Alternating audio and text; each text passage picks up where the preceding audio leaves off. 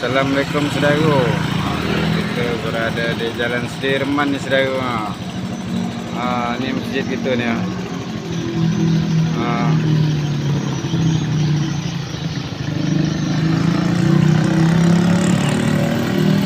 Ni bangunan lama saudara.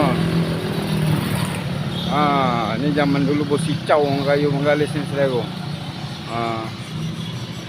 Sekarang jadi sarang walet saudara. Depannya ni hotel wisata.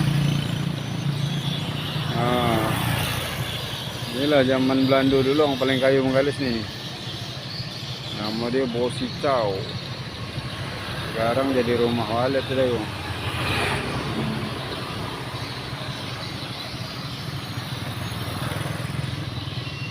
Ini Jalan Sudirman.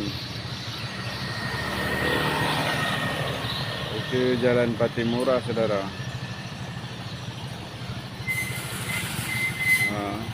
Ini masjid kita yang cantik ni. Arah Korek Bangkong. Sekian dulu saudara. Assalamualaikum.